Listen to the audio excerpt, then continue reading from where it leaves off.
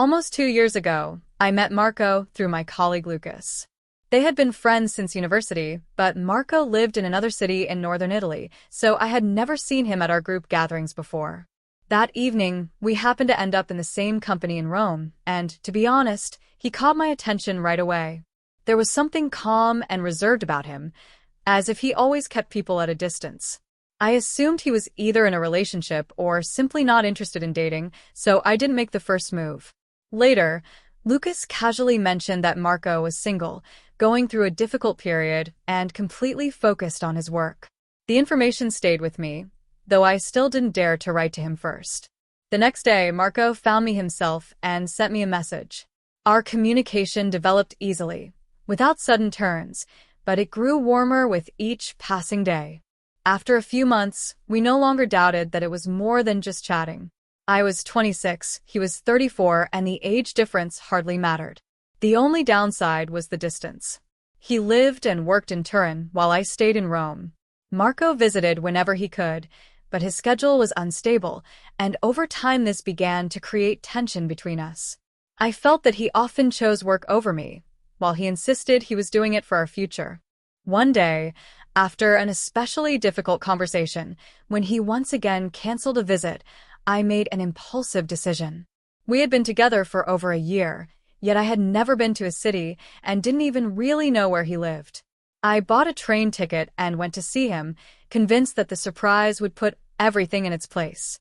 When I called Marco from the train station and told him I was there was a pause on the line. His reaction was nothing like what I had expected.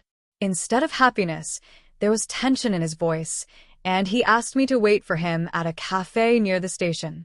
He arrived almost an hour later, irritated, his face set in stone, and immediately started saying that I had acted irresponsibly, that this was not the right time, and that I was distracting him from an important project.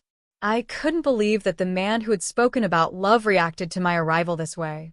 I insisted that we go to his place and talk things through calmly, but then he abruptly stopped and said that I couldn't go to his apartment because he was married. The words sounded so absurd that I asked him to repeat them, not fully grasping their meaning. Marco tried to explain himself, talking about a difficult marriage, about how they had long been living like roommates, about how everything had been falling apart for years. But at that moment, all I could hear was a ringing in my ears. Throughout our relationship, I had never noticed a single sign, no photos, no suspicious calls. His phone was always open. I trusted him completely. I started gathering my things, determined to leave that same day.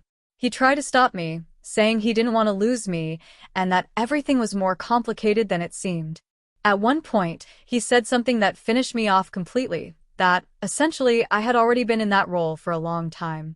Almost immediately, he tried to take it back, saying it was spoken in the heat of the moment and that he hadn't meant anything by it. But the trust was gone.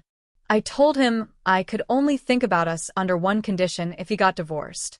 If his wife chose to pretend that nothing had happened, that would be her decision. If not, then he would have to face the consequences of his choices. I left, leaving him standing at the station, and for the first time in a long while, I felt not pain, but a strange sense of relief. Sometimes the truth hurts more than lies, but it is the truth that brings you back to reality.